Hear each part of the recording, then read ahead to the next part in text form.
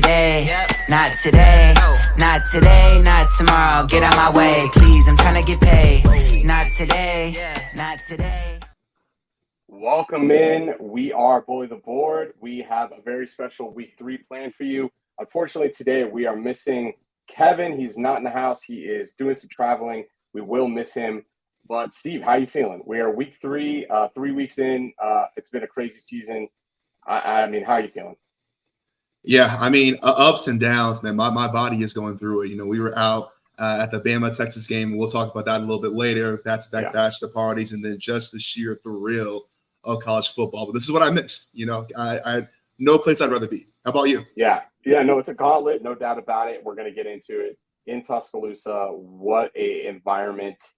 Man, yeah, it was fun. But before we jump in, just want to remind everybody, please like and subscribe this video. It helps us tremendously. You can find us at Bully the Board at any social media you follow. Here on YouTube, please, if you would feel so inclined to like and subscribe, it would help us a lot. But without any further ado, we're going to hop right in. So it has been chaotic. We have seen a lot of things, and let's break it down as I struggle here to bring it up. Okay, we got the matchup maps. We see some pretty interesting landscape. A lot of the unfamiliar teams we know in the quadrant of elite, some new ones, and also some teams that are struggling. But I think we've alluded to it a little bit. We were in Tuscaloosa this weekend, Alabama versus Texas. This was, a matchup for the ages, so to speak. And man, I mean, tell me if I'm wrong here, Steve, but Alabama kind of shit the bed. Yeah, for sure. I mean, we saw this going into it. Jalen Milroe was just not the answer at QB1. No. And now credit Texas defense where credit is due, but Alabama's got some serious things they're gonna have to figure out for the rest of the season goes on, and it's looking like Georgia might have the easiest track to the SEC. But let's not get ahead of ourselves. But that's a really good point. And I wonder if you would agree with this take. When we were at the game, we were talking, and I totally agree with you. Milroe's not the answer, but simultaneously, he was also improvising and making efficient plays out of nothing. And so in a weird way, he was also the answer for them looking even kind of confident. Yeah, you know what that reminded me of? We don't do it for the college because it would just be absolutely insane. But he reminds me of a highly volatile quarterback. We talk about the QB volatility. And you're right. Yeah. I mean, he made plays to keep that game alive and keep Bama in it as far as they were, for sure. And then he had head-scratching interceptions or, completely just badly thrown balls. Like, well, what are we doing here? So, again, I'm not sure. I'm not saying it's the end of the Saban era, it's the end of the Saban dynasty, but boy, oh boy, it's definitely some smoke there. When there's smoke, there's fire. Yeah, and on the flip side of that, we were at this game, and, man, Quinn Ewers had all day to throw the ball, and he took every advantage. I mean, we were watching, breadbasket passes, and, you could just see that they weren't able to get any pressure whatsoever, and that really was the game. Yeah, and I think you see that reflected here in the matchup map. Right? I mean, look where Alabama is defensively. They're just below average in the nation. And you think about Alabama, it's not – I think we got a little bit spoiled with the McCarrons and the Hurts and the Youngs the last few years, but Alabama football is built on that dominant defense, and that has just not been the case. So, questions on both sides of the ball, and I'd be a little bit worried. Now, roll Tide all day, all night, but I'm a little concerned if I'm a Bama fan. Yeah, and I mean, we could see where Alabama is. You could see where Texas is, and obviously Texas's schedule so far has been very different. And Rice went out and did the thing against Houston and ended up beating them, I think, in the second overtime. So the question becomes here is if actually Rice is trending upward, Texas has played 2 really good teams. And Alabama, he's on this. They're on the matchup map where they are here. Remember, one of these games was against Middle Tennessee, so the level of opponent here is very different. But yeah, I think you're right. I think you can say that kind of about the SEC in general. For whatever reason, not a lot of quarterbacks. We're definitely not the strongest quarterback conference, but we'll have to play this out. I mean, if there's one thing we know, Nick Saban's not going to go away quietly. But we also know this season in this schedule isn't going to get any easier. They have to play more and more SEC, Well, actually, they have to play their first SEC opponents here in the next coming weeks. So it'll be interesting to see how Alabama, continues and how Texas kind of takes this moment. Do they take it and run, or do they do the Texas thing and kind of stumble at the blocks? We'll see. I kind of wanted to take a step back. We got to watch a handful of games, but one of the games we did get to watch is the kind of miraculous story that everybody's on bated breath here. Public, crazy tickets. I think I read something. It was the most public bet game or lopsided handle in history.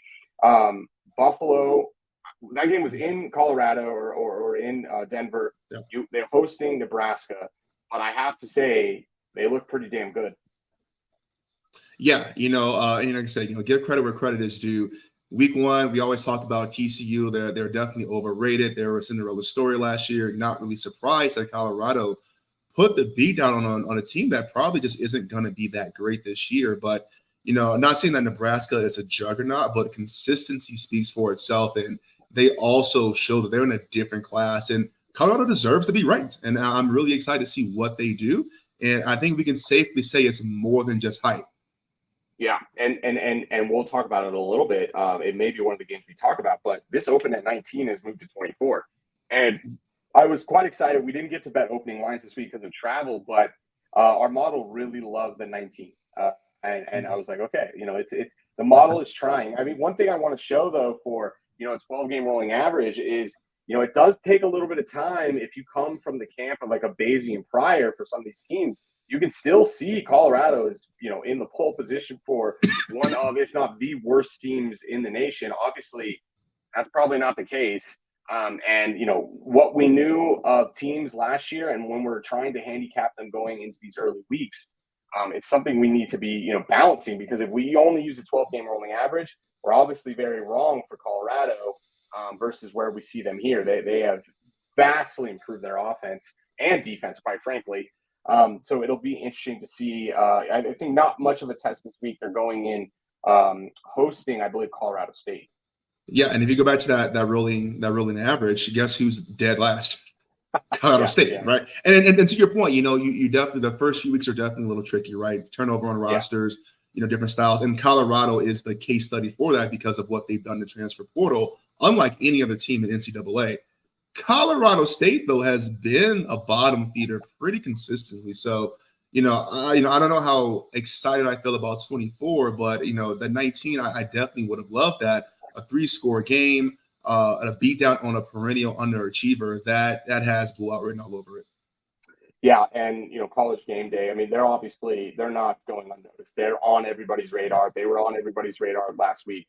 So it'll be interesting to see. Can they stay everybody's Cinderella, or they? I mean, we have they even played a Pac-12 opponent yet? This still isn't been the case, right? Right. So we'll see, because the Pac-12 is notoriously a gauntlet, right? We've crowned USC before. They didn't, Utah took them down. So we'll see how that goes. But, credit where credit is due. They are by far and away an improved team overall, and to a degree that is impressive. We've never seen anything like this. And it's definitely a good data point to have to understanding what NIL and what transfer can do, right? It can quite literally change a team, quote unquote, overnight, right? In one season, you can go from worst to, top 40. So that'll be really interesting. One game I want to get your opinion, or another team I want to get your opinion on, is Florida State. They're kind of quietly, I don't know, as quiet as you can be for being a top 5 team. They did their thing against LSU. They did their thing against an FCS team last year. I think they put up like 55 or maybe even 60. I didn't get to see that game, but I mean, any kind of thoughts other than pretty good team, watch out ACC?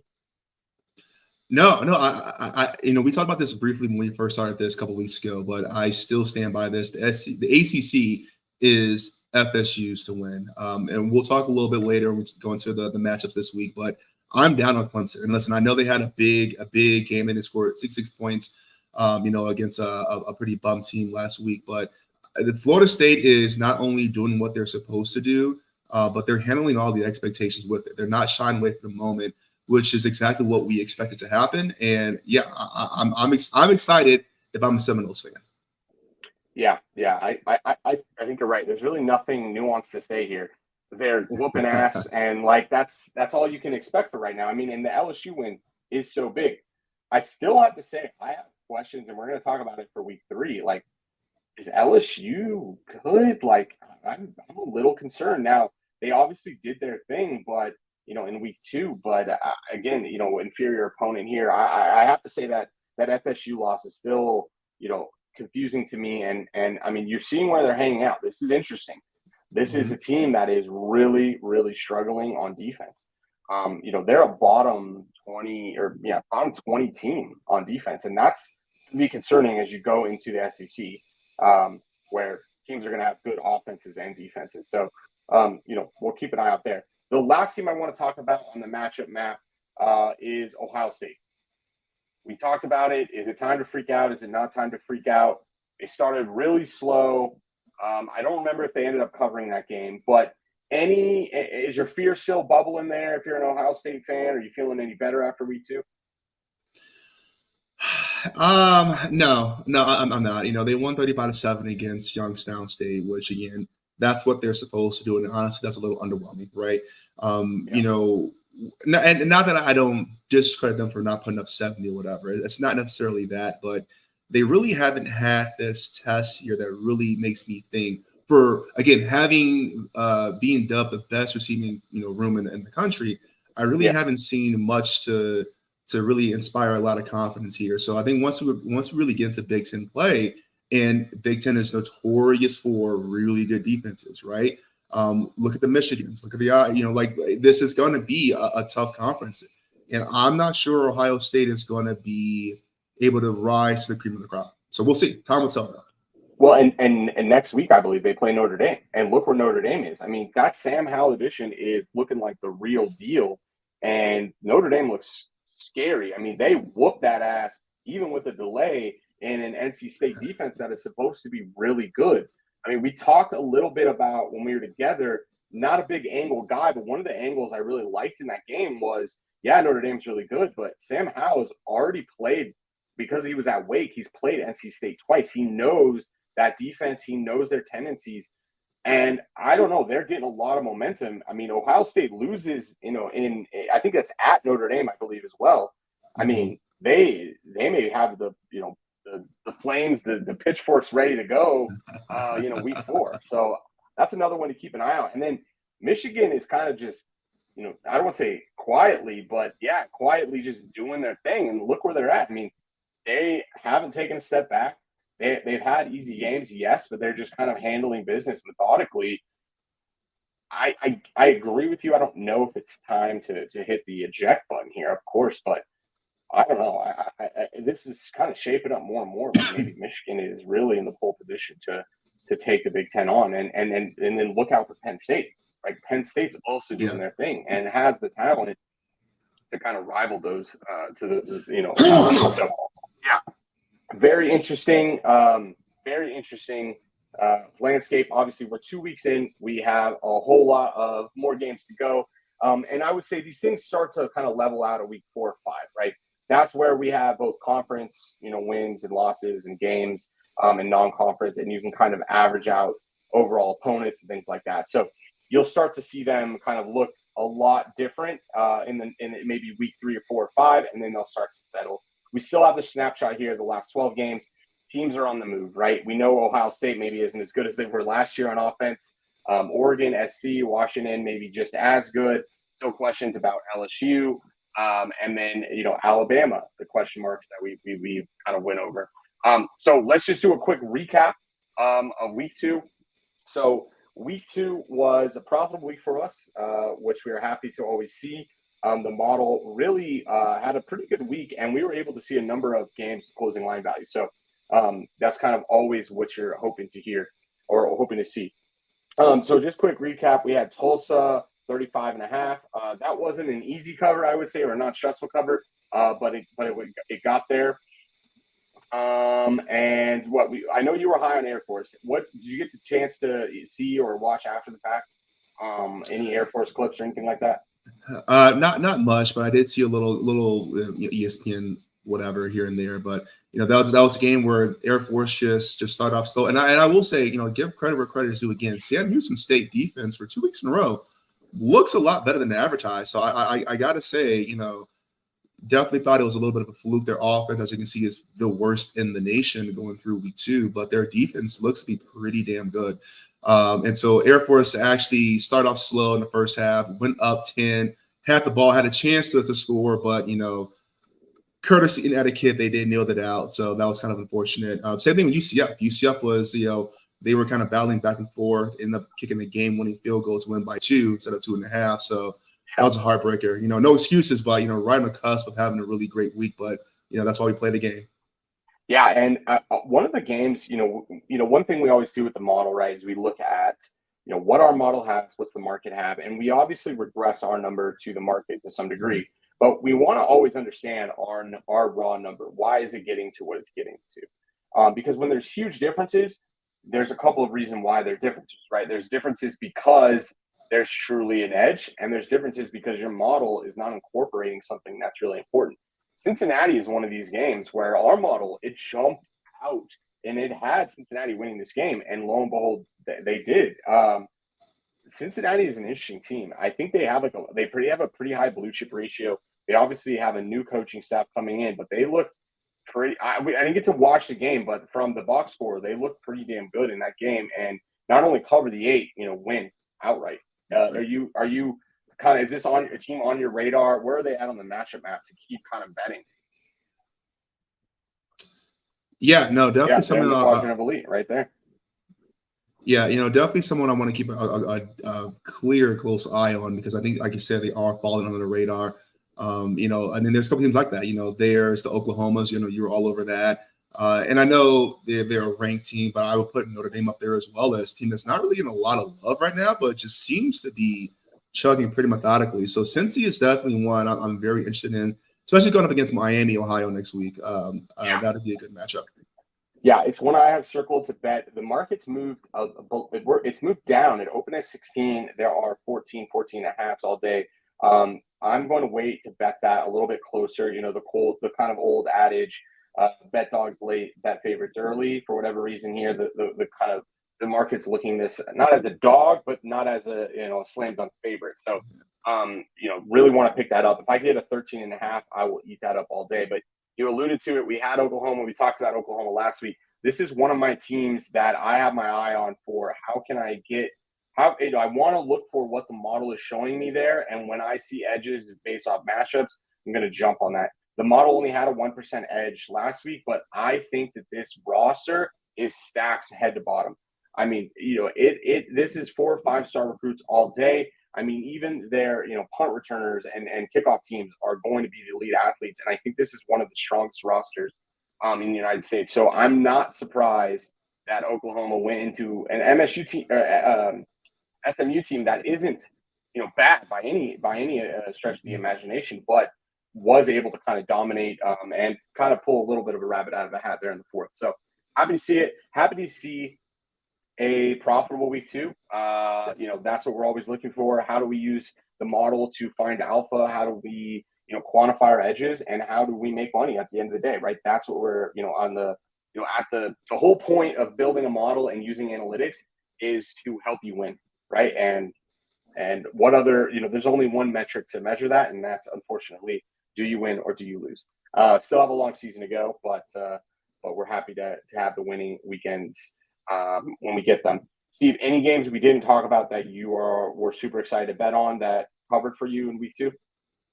No, I think that really hit all of them for me. Yeah, and I guess it's worth mentioning, maybe spend a minute or so on it. We went to Tuscaloosa. We had this plan for months and months. We knew Texas, Alabama matchup. The model serendipitously liked the 6.5. We went ahead and bet it. Obviously hindsight 2020. I don't think I would have not taken that bet, knowing what we knew prior to the game. But that was, I don't say it was a heartbreaker, but man, I have to say, I think it was 21 straight home wins in Tuscaloosa. Yeah, we were there for the first one, which was his own experience, to be honest. So, that was the one that, maybe I wanted to win a little bit more than the others, but it didn't end up coming through. Yeah, we were Okay. joking. We do a SEC trip every year, and there's a third guy that comes with us in the last 2 years. We go see the home team. The home team loses. So if you guys want to have a big matchup next year, you want us to come through and make sure the home team loses. Send us money. We'll go check out your school and pretty much guarantee the loss. Yeah, we'll bring in the closer, man. He's 2 for 2, so hey, we can make it happen. And maybe we save it for the national championship or something like this, where you really need a loss, right? Okay, cool. Well, that brings us into week 3. Now, week 3 is going to be just a tad different than weeks 0 through 2, only because we were traveling. We were in a state where we couldn't bet. We were able to run our model Sunday morning, but we couldn't get any action down, and so a lot of the CLV has evaporated, which makes a lot of sense, right? There's no more value, or the numbers that we did like are no longer available. So this week's going to be a combination of using the model and a little bit of kind of just go a little fashion handicapping and a little bit more opinion. And I think that's okay. So take that with a grain of salt if you're going to be fading or tailing these. They are completely analytical, no doubt. These come from the model. They come from the output. But they are, the quantifying of the edges are a bit different than they normally would be. So the games that I like, we're going to talk about Florida a little bit later. I think Ole Miss. Now, the 19.5 is a bit high, but I'm really playing a couple things. The model puts this number right at 21. I think that obviously the most probable outcome when we're saying a 3-score, game is 21. So yes, the 19's high. This is at the upper limit of what the market's saying. This hasn't moved much. I think the alpha, if there's any, is probably 0.5 to 1%, if that. But I think Ole Miss is, they're really efficient on offense. They're blowing teams out. Their defense is right there as well. I wouldn't be surprised for them to be able to win by 3 scores. Kansas State is another team that, I just have my eye on. They are in the quadrant of elite. I like to bet on teams that are dominant on both sides of the ball. And I like this matchup. Now, Mizzou, I believe they play Mizzou. They're creeping up as well. So I'm thinking this is going to be a one possession game. So let's just hope it's it's a touchdown. Utah State. Do you remember who Utah State's playing? I believe. Let me just try to look it up really quick. It was an interesting matchup. Week 3, we have Utah State playing Air Force. Air Force. That's right. So one of the things we did look when we went back to say, why was that number so off last week? One of the things we realized using our returning production database, which is on the website if you're interested, Air Force was returning like 30% of their starters. So this looks to be why our numbers are a little bit more off. After they kind of had I don't say lackluster, but a little bit of a lackluster performance against Sam Houston, I really like a Utah State that's in the quadrant of elite. Good offense, good defense. You're giving me 2 possessions, and 10 is a really big number in college. I think it's just enough value for me to left in it for me to kind of ring it out and take it. Any pushback or thoughts on that, Steve? You agree with that analysis? Yeah. Disagree? Yeah, no, definitely. And this is one of those things where it's the early season kind of struggles of figuring out what do you believe what you're seeing, right? Like what teams are actually what they're showing you, and what teams are still trying to figure things out. One end, you got the matchup map, Utah State, Air Force. They're pretty similar, so I completely agree with that logic. I will say the one thing that concerns me about this matchup is, you had a Utah State team that played Iowa, right? Yeah. And they lost 14-24, and Iowa just doesn't score points. So that's a little concerning to me. We know Iowa has the big defensive, football brand. But on the other hand, they played Idaho State and they put up 78. So which one are obviously two ends of the spectrum on defense, right? So and to your point, yeah, I totally agree. They were able to get points on that right. Tough Iowa defense, right? At 14 points, Cade McNamara looks to be injured. That's kind of a big thing going on with Iowa.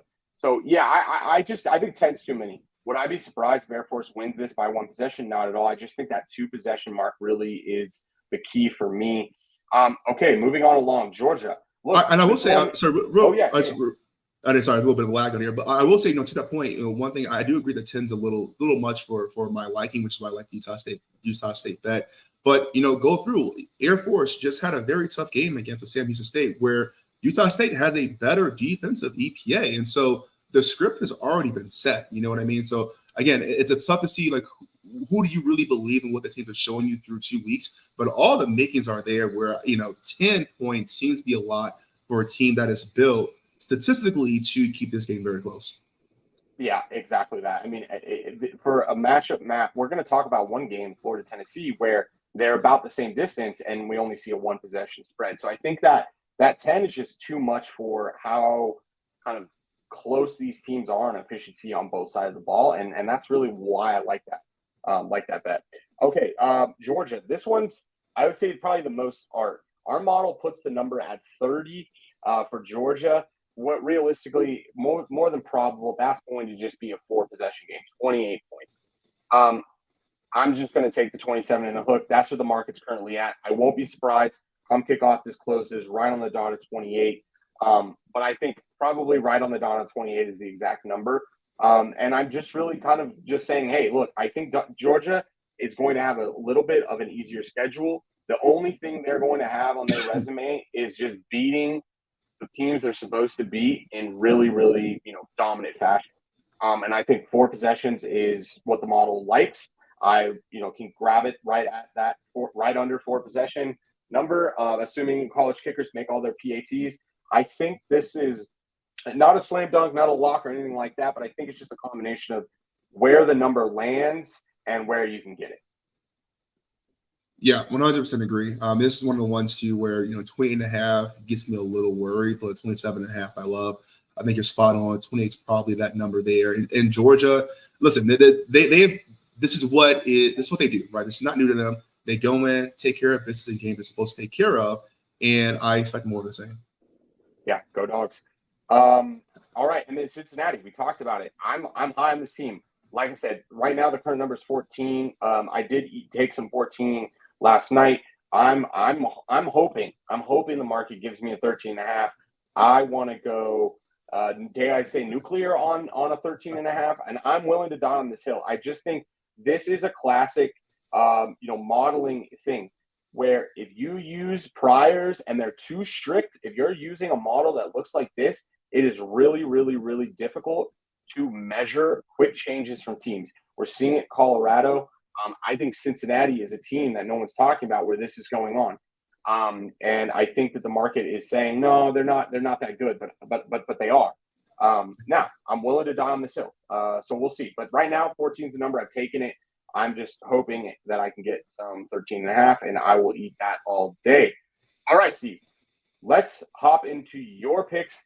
One of the ones we're on the opposite side on, so I saved it, is Tennessee going to Gainesville in Florida.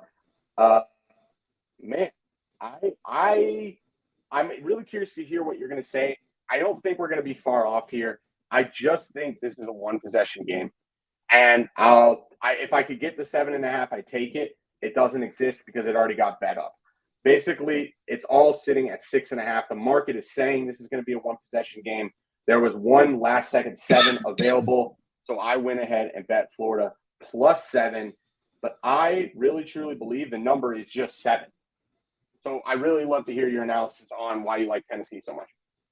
Yeah, for me, this is definitely more of the art blended in with the science, right? So you look at the matchup map, like we already mentioned, these are two teams that are pretty close together, on that quadrant of good offense, good defense. But what really separates this for me, and I agree, I think the touchdown is the number there, and 7, you can make an argument that's a coin flip. But what it boils down to me is I'm just not a believer in what I'm seeing out of Graham Mertz and that Florida offense. This is the team that came through and lost to Cam Rising-less Utah on the opening night. Team that came back, bounced back and beat McNeese State 49-7, which is what they're supposed to do. But you take a little bit of a peek there. What did this team really do? Graham Mertz went 14 for 17 for, I believe, 193 yards and 1 touchdown, right? And so it's not so much that he threw for less than 200 yards when they scored 49 points. What concerns me is that he only threw 17. He only had 17 pass attempts. That tells me that systematically this team is not built on Graham Mertz to put him on their back and lead them down the field when it matters the most. And you look at a Tennessee team which has a really good defense. At some point, if you're going to say hey, Graham Mertz is going to be a game manager. We're not going to have him try to beat you, and you can plug the box, excuse me, and stop that run. Well, then what are you left with? You're left with saying, hey, Mertz, I dare you to beat us, and I just don't see Florida being able to do that. So definitely some bias here, full disclosure, but that's why I really love Tennessee at that -6.5, even -7 spot. -7.5, I'm with you. I'm a little concerned, but to me, I would still lean towards there. What about you? Yeah. No. I think you're spot on with your analysis. I agree with it, and I can't tell you that it feels good betting on Mertz here. I'm with you. I just think that Florida's just getting too much hate for me to kind of like buy all the way in that they're just completely going to be trash. I agree. Graham Mertz is not the answer and is questionable, and there are issues there. I totally agree with the analysis here. If you can successfully make Florida one-dimensional, and that dimension is Graham Mertz, the 7 isn't going to save you, right? This is probably going to get bad. You're probably going to get a pick 6. But I'm just not all the way bought in yet that the Florida team overall just doesn't have enough talent around him with a blue chip ratio of 80% to kind of correct the issue. That compounded with this is kind of what's driving my analysis. Remember, you lost 70% of your offensive production from 1 year ago. This Tennessee team, in my opinion, is not, we don't know yet, is not this offensive juggernaut that's going to put up 30, no problem. And I just don't know who this team is offensively. And then, quite frankly, I have questions about who Virginia is. And if Virginia is the team that I think that they might be, and they're actually kind of poor, bottom feeder team this year, then that kind of dominant win doesn't really mean as much. And so to me, this is a feeling out process of where we're at with both these teams. And if I can basically get the push / one possession game, I'll take it. But yeah, 7.5 is really the number I'd love to take home, but this is not available. So I'll take the 7. And then just to point out quickly before we get in the rest of your picks, Steve, you can see where they're at on the matchup map. So giving us 7, but yet almost, about the same, this is inflated to a 10. I'm not sure I buy that for Utah State. Maybe a case to put more money on Utah State and take the money off the board from Florida. But nonetheless, okay, Steve, let's hear it. What else you betting in week 3? Yeah, so I'll do one pick that we haven't talked about that's on the model and one that's not on there. One for me is the Western Michigan against Iowa. That one is about a 2%. You see there towards the bottom of it, 3%, even better. This spread has moved up to 28, and this is what makes you nervous, right? So we talk about efficient markets, and you got to really catch yourself. Either your model knows something that or is picking up something that most people don't know, or the market knows something, or it's kind of something that you're not, right? And what really concerns me here, though, is just I don't know if Iowa can put up 28 points, let alone cover a 28.5 point spread. This is a team who is methodically, has systematically been a run the ball down your throat, have a very, non-potent passing offense and stout defense, and that's how they win their games, right? But 28.5 just seems like a lot. And even though it's kind of that reverse movement, I can't resist. I can't resist putting that down on Western Michigan. Wow, that's really interesting. I just want to talk about that a little bit because all the rumor is right now, or the news is that McNamara is potentially pretty banged up. So I'm surprised that number has creeped all the way up to 28. Right. From where did it open? You said 25. It opened at 25. So now making that a 4-possession game, if you can get 28 in the hook with an injured QB, and shout out Bud Elliott, like he's got a rolling. I'll have to send it to you. He's got a graph basically saying that in order for Iowa to win the Big Ten, they need to score like 400 points or something like this. And so he's got it broken out by game, and every game they not scoring that many, he's got to add it to the next game. So it's like Iowa has to score like 30 something points in this game in order to catch up. So to your point, is that going to happen, and why do we think that's going to happen? Yeah, that's an interesting one. I may have to piggyback on that bet with you because from your analysis and the kind of rumor in the market, that's really interesting. The market is moving it that way. Agreed. And then my other one here, it's technically it's not one of our positive EV bets at 2% or greater, but Florida Atlantic at Clemson. This is one we talked about the last couple of weeks where, again, who is this team who we think we are, right? So let me backtrack for a second. I think Clemson's going to have a really tough time covering this 24-point spread, and this has a backdoor cover for Florida Atlantic written all over it. Here's my concern. One, obviously we all saw what happened in the Duke game. Clemson lost 21-7. Not to overreact to one game, they bounced back against Charleston Southern, won 66-17, right? Charleston Southern was in that game the entire first quarter and actually was beating Clemson for a good stretch, and then until Clemson kind of turned it on late through their run game there. What concerns me here is Florida Atlantic. If you look here in the matchup map, Florida Atlantic is right below BYU.